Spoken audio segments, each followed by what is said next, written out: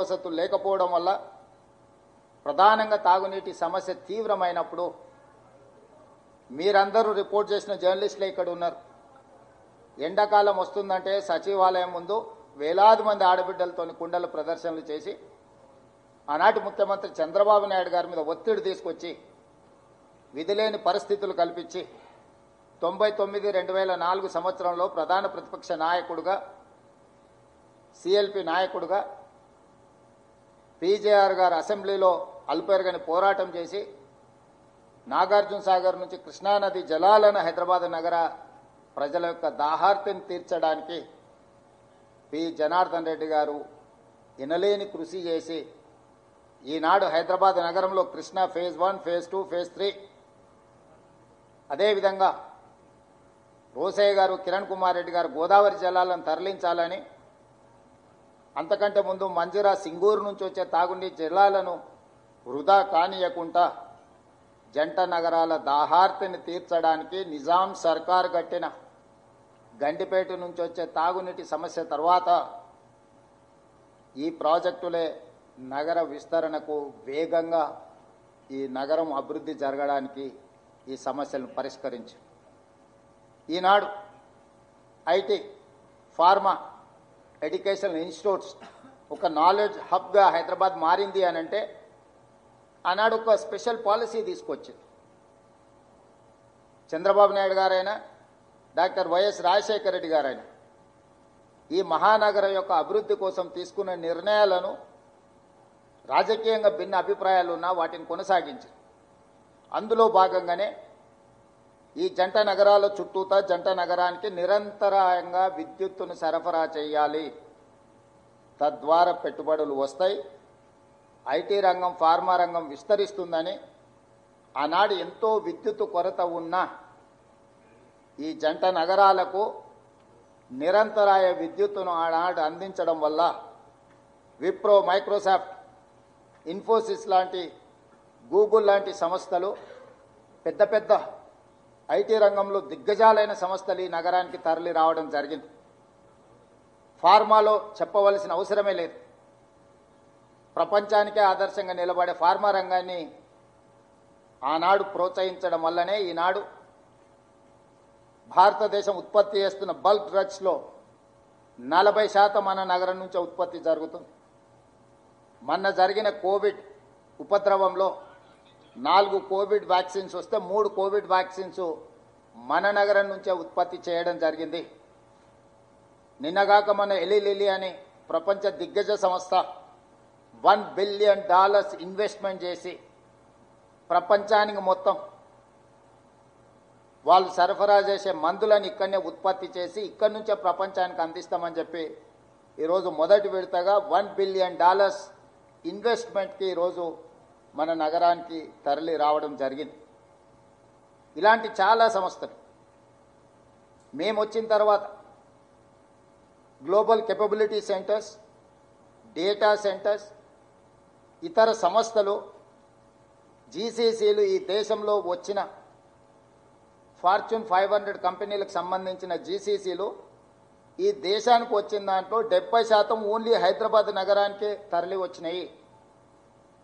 అందులో American airlines కావచ్చు, McDonald's కావచ్చు, వాన్గార్డ్ కావచ్చు, లేకపోతే కాగ్నిజెంట్ కావచ్చు, ఇట్లా నేను చెప్పుకుంటూ వెళ్తే ప్రపంచాన్నే శాసించగలిగే సంస్థలన్నీ కూడా ఈరోజు హైదరాబాద్ నగరంలో గ్లోబల్ కేపబిలిటీ సెంటర్స్ని ఇక్కడ ప్రారంభించి ప్రపంచానికి అవసరమైన మానవ మేధస్సును మన నగరం నుంచే మనం అందిస్తున్నాము.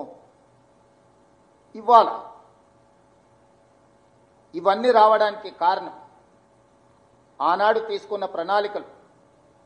నేదురుమల్లి జనార్దన్ రెడ్డి గారు ఉన్నప్పుడు పునాది రాయి వేసిన హైటెక్ సిటీ, రాజశేఖర రెడ్డి గారు కొనసాగించిన ఔటర్ రింగ్ రోడ్, అంతర్జాతీయ ఎయిర్పోర్ట్, మెట్రో రైలు, కృష్ణా గోదావరి తాగునీటి జలాలు, ఐఎస్బీలు, నల్చర్లు, ట్రిపుల్ ఐటీలు, చంద్రబాబు నాయుడు గారు ప్రారంభించిన రాజకీయ కక్ష లేకుండా వాటిని వేగంగా అభివృద్ధి చేయడానికి ఒక నాలెడ్జ్ హబ్ను క్రియేట్ చేయడానికి ఆనాడు విజయభాస్కర్ రెడ్డి గారు ప్రోత్సహించిన అపోలో హాస్పిటల్స్ నుంచి మొదలు పెడితే ఈనాడు ఉన్న ఏఐజీ యశోద గొప్ప గొప్ప హెల్త్ సెంటర్స్ ఇక్కడికి రావడానికి కారణము ఆనాడు కాంగ్రెస్ పార్టీ తీసుకున్న పాలసీలే. ఇవన్నీ కూడా తెలంగాణ గ్రోత్ ఇంజన్ కింద మారినాయి. ఎందుకు ఆంధ్రప్రదేశ్ విడిపోయినప్పుడు ఆంధ్రప్రదేశ్కు సంబంధించిన ప్రజాప్రతినిధులు హైదరాబాద్ నగరంలో మాకు వాటా కావాల్సిందే, మేము ఇక్కడనే ఉంటాం, ఇక్కడనే తిష్ట వేస్తామని అడగడానికి ప్రధానమైన కారణము అంతర్జాతీయ స్థాయి ప్రమాణాలతో ఆ 10 సంవత్సరాలు కాంగ్రెస్ పార్టీ అభివృద్ధి చేయడమే. అంతర్జాతీయ ఎయిర్పోర్ట్ కావచ్చు, ఔటర్ రింగ్ రోడ్ కావచ్చు, హైటెక్ సిటీ కావచ్చు, ఐటీ ఫార్మా కంపెనీలు కావచ్చు, పేరెన్నికగండిన విద్యా సంస్థలు కావచ్చు, మెట్రో రైలు కావచ్చు, తాగునీటి సమస్య కావచ్చు, నిరంతరాయంగా విద్యుత్తు సరఫరా కావచ్చు. దాదాపుగా ప్రతి సంవత్సరం 1,10,000 మంది ఇంజనీరింగ్ విద్యార్థులను అందించడం వల్ల, ఈ సంస్థలలో పనిచేయడానికి అవసరమైన నైపుణ్యాన్ని అందించడం వల్ల ఉమ్మడి రాష్ట్రంలో అత్యధికంగా ఆదాయం హైదరాబాద్ నగరం అందించడం వల్ల ఈనాడు తెలంగాణ రాష్ట్రాన్ని నడపడానికి అవసరమైన ఇంధనం 65% ఈ జంట నగరాల నుంచే వస్తుంది. భారతదేశంలో హైయెస్ట్ పర్ క్యాపిటా దేశంలోనే రంగారెడ్డి జిల్లా మొదటి స్థానంలో ఉంది పర్ క్యాపిటాలో. అంటే ఆనాడు కాంగ్రెస్ పార్టీ తీసుకున్న నిర్ణయాలు అభివృద్ధి కార్యక్రమాలే కాదు, సంక్షేమం, ఆరోగ్యశ్రీ కావచ్చు, రైతు రుణమాఫీ కావచ్చు, సాగునీటి ప్రాజెక్టులు కావచ్చు, ఇట్లాంటి ఏ ప్రాజెక్టులు తీసుకున్నా ఉచిత కరెంటు కావచ్చు, ప్రతి పథకాన్ని పకడ్బందీగా ఇందిరమ్మ ఇండ్లు స్కై ఇస్ ద లిమిట్, దళితులకు, గిరిజనులకు, ఆదివాసీలకు 25 లక్షల ఎకరాల అసైన్మెంట్ భూములు, 10 లక్షల ఎకరాల పోడు భూముల పట్టాలు, 2006 అటవీ హక్కుల చట్టాన్ని తీసుకొచ్చి భూమి కోసం, భుక్తి కోసం, విముక్తి కోసం కొట్లాడుతున్న ఆదివాసీలకు భూ యజమానులను చేసి నిజాం సర్కార్ మీద తిరగబడ్డ ఆనాటి రాజుల మీద రాజ్యాల మీద పోరాటం జరిగిన సర్దార్ సర్వాయి పాపన్న నుంచి మొదలు పెడితే చాకలి ఐలమ్మ వరకు జరిగిన పోరాటాలన్నీ కూడా భూ పోరాటాలే, సాయుధ రైతాంగ పోరాటాలే. వాళ్ళ వారసత్వం కిందకు వచ్చిన నక్సల్బరి దున్నేవాడికి భూమి అనే నినాదం ఇస్తే ఆ నినాదాన్ని తూచా తప్పకుండా అమలు చేసిన party Congress party. P V Narasimha Rao గారు, శ్రీమతి ఇందిరాగాంధీ గారు అగ్రికల్చర్ సీలింగ్ యాక్ట్ తీసుకొచ్చి జమీందారుల దగ్గర, జాగీర్దారుల దగ్గర, భూస్వాముల దగ్గర ఉన్న లక్షలాది ఎకరాల భూములను ప్రభుత్వం తీసుకొని అసైన్మెంట్ పట్టాల మీద భూములు పంచిపెట్టడం వల్ల ఈరోజు దళితులు, గిరిజనులు గ్రామాలలో తలెత్తుకొని తిరగగలుగుతున్నారు. మేము భూ యజమానులము. ఇల్లు లేని వాళ్ళకి ఇందిరమ్మ ఇల్లు ఇచ్చి 25 లక్షల ఇండ్లు ఈ ప్రాంతంలో ఆనాడు రాజశేఖర రెడ్డి గారు స్కై ఇస్ ద లిమిట్ అనే పథకంతో ఇందిరమ్మ ఇండ్లను పేదలకు ఇండ్లు ఇచ్చి ఆత్మగౌరవాన్ని పెంచింది కాంగ్రెస్ పార్టీ. ఒకవైపు అభివృద్ధిని, ఇంకొక వైపు సంక్షేమాన్ని బ్యాలెన్స్ చేసుకుంటూ ఒక గుడ్ గవర్నెన్స్, ఒక ట్రాన్స్పరెంట్ గవర్నెన్స్ అందించి ఆ 10 సంవత్సరాలు నిరంతరం కాంగ్రెస్ పార్టీ రాష్ట్రం, కేంద్రం సమన్వయంతో పనిచేయడంతో ఆ రోజు మెట్రో కట్టుకోవడానికి జయపాల్ రెడ్డి గారు అనుమతి ఇవ్వడమే కాదు, వాయబుల్ గ్యాప్ ఫండ్ అని కేంద్ర ప్రభుత్వం నుంచి అదనంగా 100 కోట్ల రూపాయల నిధులు ఇవ్వడంతో ఈరోజు హైదరాబాద్ నగరానికి మెట్రో రైలు వచ్చింది. ఇవన్నీ చరిత్రలో చంద్రశేఖరరావు గారు చెరిపేస్తే చెరిగే సత్యాలు కావు. వారు ఏదో అనుకుంటున్నారు, వీటిని మసిబూసి మాయరడికాయ చేసి సినిమాలలో మనం సినిమా స్టోరీ అంతా ఒకటి ఉంటుంది, ప్రేక్షకులను ఉత్తేజపరచడానికి ఐటమ్ సాంగ్ అని ఉంటుంది అప్పుడప్పుడు మధ్యలో. అలాంటిని ఆదర్శంగా తీసుకొని కేటీఆర్ గారు ప్రచారాలు చేసి కాంగ్రెస్ పార్టీ మీద దుమ్మెత్తడానికి ప్రయత్నం చేస్తున్నాడు, దుమ్మెత్తిపోయడానికి. ఆయన ఎన్నికల ప్రచార సరళిని ఒకసారి గమనించండి. ఈ మధ్యకాలంలో వచ్చిన పుష్పలో శ్రీలీల ఐటమ్ సాంగ్ను చూడండి, ఏమైనా తేడా ఉందా? ఈ రాష్ట్రానికి నాయకత్వం వహిస్తానని చెప్పే నాయకుడి యొక్క ప్రచార సరళి పార్టీ జెండాను, కండువాను గాల్లో ఇలా తిప్పుకుంటూ ఎవరు చేస్తారు ఇవన్నీ? అందుకే మా 10 సంవత్సరాలు 2004 నుంచి 2014 వరకు జరిగిన సంక్షేమము అభివృద్ధిని కొలబద్దగా తీసుకోండి, విశ్లేషించండి, ప్రశ్నించండి మమ్మల్ని. 2014 నుంచి 2026 వరకు ఆల్మోస్ట్ డిసెంబర్ 2023 వరకు వాళ్ళే ఉన్నారంటే ఆల్మోస్ట్ 10 ఇయర్స్. 2 సార్లు రాజశేఖర రెడ్డి గారి నేతృత్వంలో ఏర్పాటు చేసిన మా ప్రభుత్వం, 2 సార్లు చంద్రశేఖరరావు గారి నేతృత్వంలో ఏర్పాటు చేసిన ఆ ప్రభుత్వాన్ని పోల్చండి. 16,000 కోట్ల రూపాయల మిగులు బడ్జెట్, 69,000 కోట్ల రూపాయల అప్పుతో మేము అప్పచెప్తే చంద్రశేఖరరావు గారు నాకు అప్పచెప్పేటప్పటికీ జీత భత్యాలు కూడా మొదటి తారీఖున ఇవ్వలేని పరిస్థితి. రిజర్వ్ బ్యాంకులో చేబదులు కింద 1,000 కోట్ల రూపాయల అప్పు, బ్యాంకుల్లో 8,11,000 కోట్ల రూపాయలు 4 రకాల అప్పులు ఉంటాయి. ఎఫ్ఆర్బిఎం పరిధిలో తెచ్చుకున్న అప్పులు, కార్పొరేషన్ సంస్థలకు ప్రభుత్వం గ్యారంటీ ఇచ్చిన అప్పులు, కార్పొరేషన్ సంస్థలే స్వయంగా మేము కట్టుకుంటామని తెచ్చుకున్న అప్పులు, ఇతర విధానాలలో ప్రభుత్వం తెచ్చుకున్న అప్పులు, 4 రకాల అప్పులు 6,71,000 కోట్ల రూపాయలైతే పోతూ పోతూ చేబదుల కింద బకాయిలు పెట్టినాయి. కాంట్రాక్టర్ల బిల్లులు 50,000 కోట్లు పెండింగ్ పెట్టింది. ఉచిత విద్యుత్తుకి విద్యుత్ సంస్థలకు సింగరేణికి ఒక 30,000-35,000 కోట్ల రూపాయలు బకాయిలు పెట్టింది.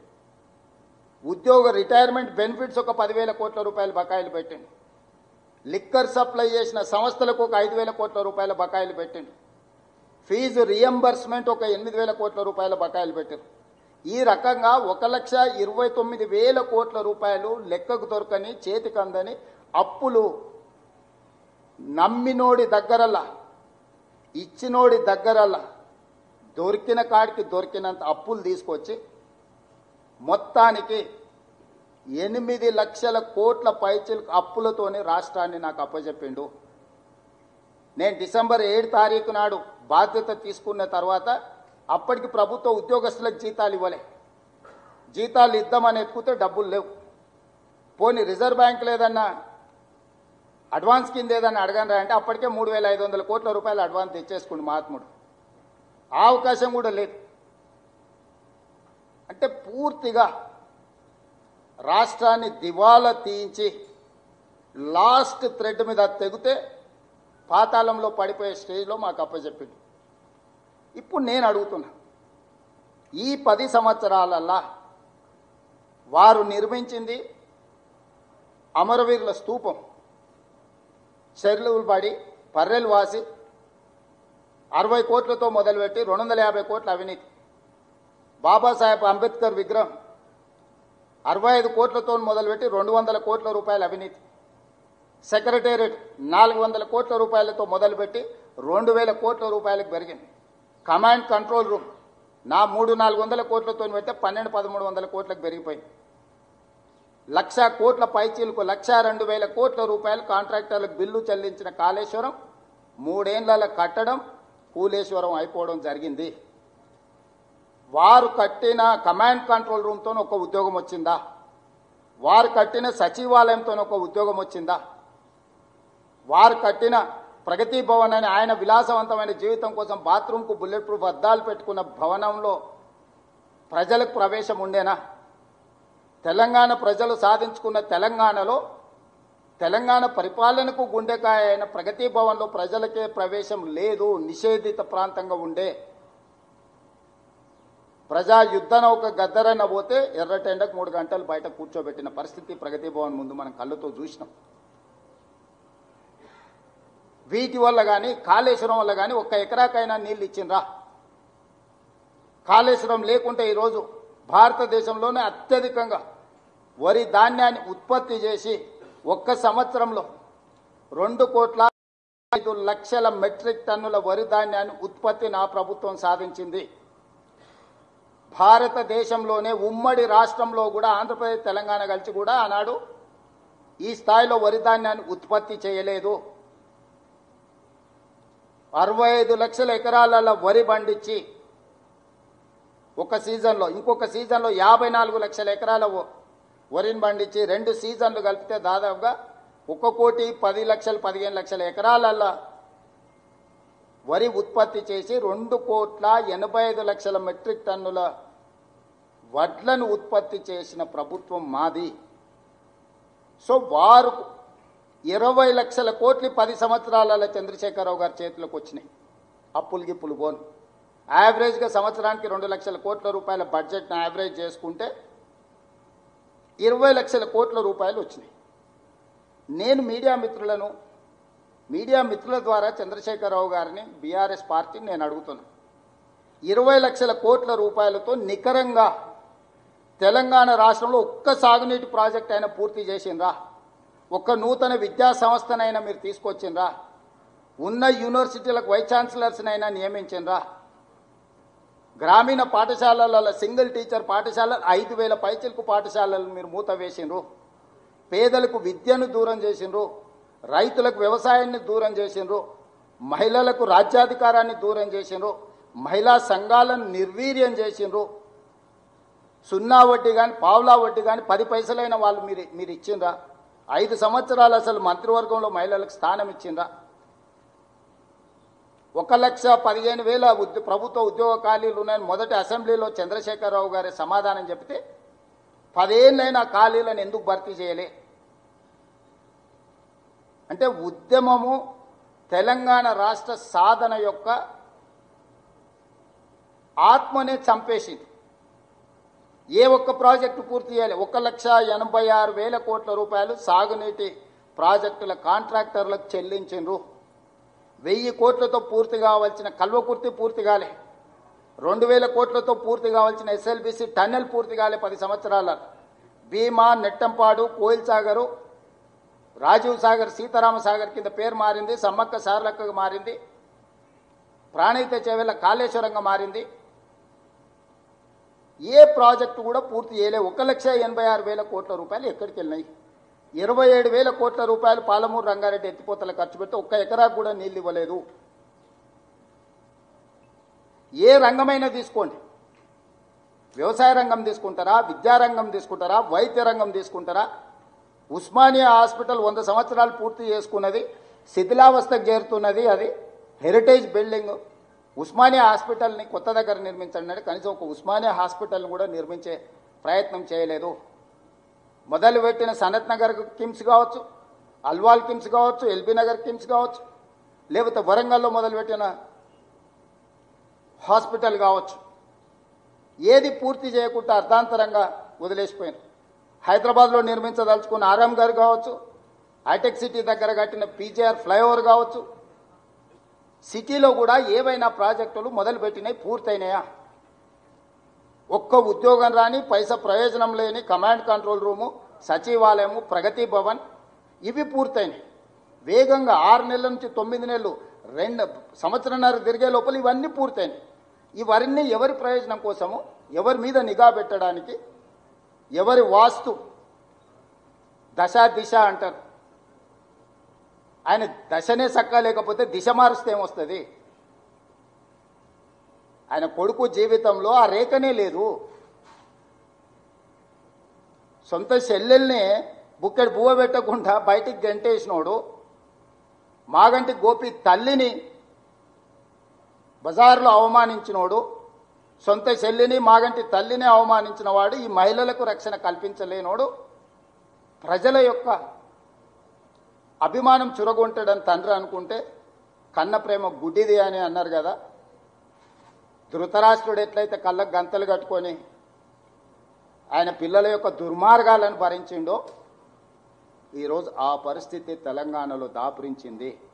నేను వచ్చిన తర్వాత డిసెంబర్ 7, 2023 ప్రజాపాలన ఇందిరమ్మ ప్రభుత్వం ఏర్పడ్డ తర్వాత మీరేం చేసిందని మమ్మల్ని అడుగుతున్నారు. ఎస్, అది ప్రతిపక్షం బాధ్యత, మమ్మల్ని అడగాలి, మేము చెప్పాలి.